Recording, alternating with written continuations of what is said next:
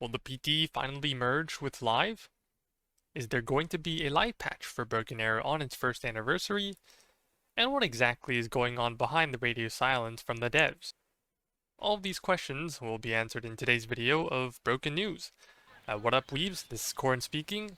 And with the first anniversary of Broken Arrow just around the corner, I think it's a good time to clear your doubts and give you a heads up of its current direction of the game, whether you've been suffering with me or out of the loop for better entertainment options out there. Quick note, and it's that everything I say today are just bits of information, crumbs, hints that I collected from multiple parties, official or not, although it's not going to be 100% accurate.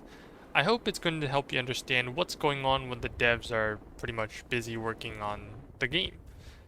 But anyways, let's get into it, the first topic, and that is the PT will not be merged with Live. And as progressive as the PT is, it's been like a couple months of a lot of testing, it is ultimately a testing ground for gameplay improvements. And only changes that are considered beneficial to the broader audience, which is the people on Live, will be implemented. And if you're wondering why I'm so sure of it, I would like to ask for your attention on the final screenshot in the observer mode announcement on the Steam page. In the HIMARS unit tab on the bottom right hand side, it has a label saying that it is interceptable. This is not ballistic missiles. These are MLRS. And upon confirmation, it was clear that this was a different approach to answer the artillery spam problem on Live.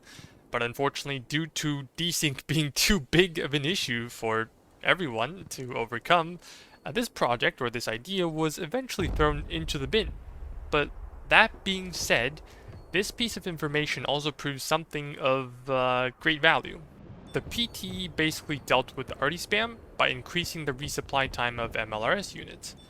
FLX, who is in charge of Live, wanted to see if intercepting them with SHORAD worked. And let's not judge who's right or wrong, but you can kind of tell that the PT is independent of Live, but Live also wants to try things that the PT rejects or just doesn't agree with. So, as a result, I think this is more than enough to prove that the PT will not merge all the changes to Live because they kind of don't really get along, and it's as simple as that. And now that I've explained that why I don't think that all the changes will come to Live, much to the community's glee, the next question will probably be which changes? Are the changes that are going to come be hardcore changes that are fun but not friendly to the new players, or are they actually going to be good changes, which I think I have a pretty good idea. Anyways, quick pause here, guys. The following, there will be yap, okay? So if you're in a hurry, feel free to skip this. I timestamped everything down below and in the play thingy. So if you want to watch things to your leisure, feel free. Meanwhile, if you find my content helpful or you have any questions, yeah, just ask me down below about it. So, FLX wanted to make sure the game is balanced, which, to be honest, it's been 8 months of US dominance now, and Russia definitely needs a comeback, so I think we need to address the elephants in the room. 3, most notably. The first is going to be the Booker, which are basically non-existent due to tanks, on the PT, due to tanks two-shotting everything. And I must say, it is very relieving, because no one's spamming Bookers when tanks can basically counter them. And this is probably the best change that should be implemented on Live, along with some other changes. The second elephant being kill regs, which they have been dominating helicopter fights on flanks for, since the game's ever released. And the only counter to this is the Marines helicopters, or the USMC helicopters, the Super Cobra, the Viper, one-tapping them with sidewinders, and they also fire pretty fast. But for Russia, every single helicopter needs to fire 2 missiles, or 2 Iglas, 2 R-60s, and along with the vision advantage of the Comanche, Russia is never the one in favorable fights, especially on flanks or in the opening. And the PT solved this by simply nerfing its HP, allowing manpads to one-shot it. But as a result, along with the tank buffs, nobody is playing Striker Soft on the PT anymore. At least, not if you want to win. So, this is an effective solution, but it's basically rendered killer eggs, which is one of the most important units from SOF, useless. And a middle ground would be to give Russian helicopters something similar to the Sidewinder, which, to be honest, I think it's gonna help Russia get back on its feet when it comes to contesting with helicopters, without kicking US too hard in the balls.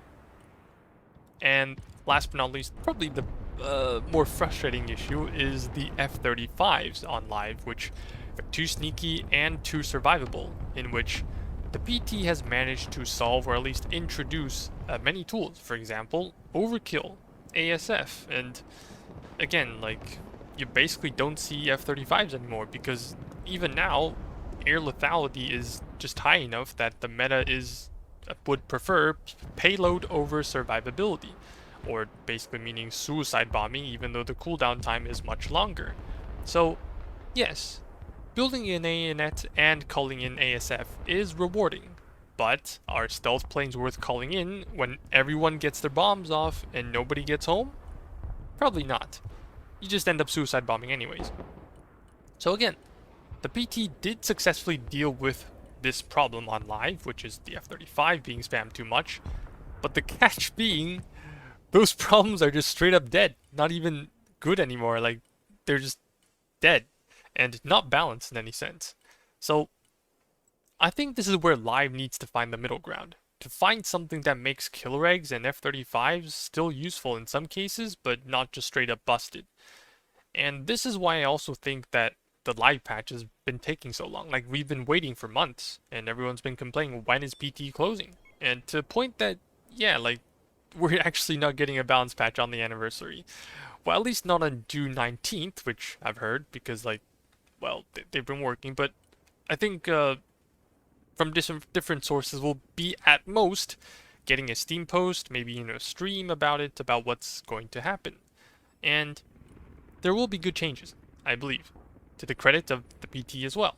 And since I haven't mentioned them, I might as well talk about it. So apart from the tank buffs, I do find the resupply time of MLRS increasing very relieving. I mean, I can actually build an army without getting cluster HIMARS'd every 90 seconds. That is pretty good.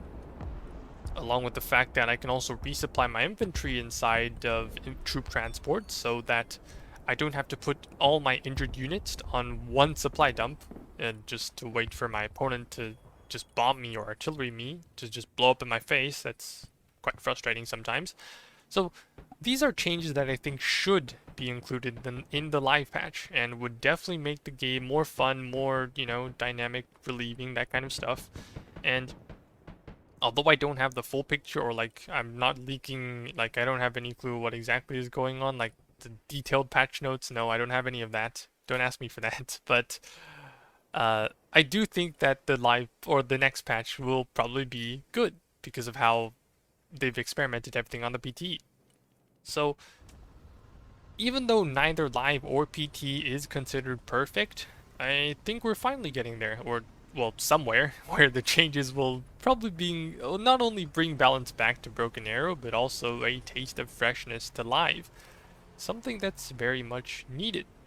And to me, whether the PT devs close that branch or, like, not the PT, but like whether they close the PT branch or not is probably not that important.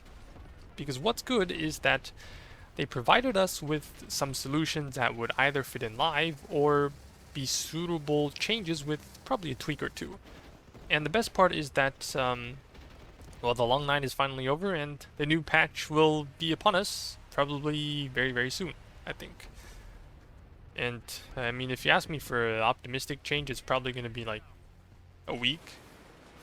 So, I suppose, like, maybe before the end of June, but this is just my guess. This is like, no one told me about any dates, okay? So don't quote me on that.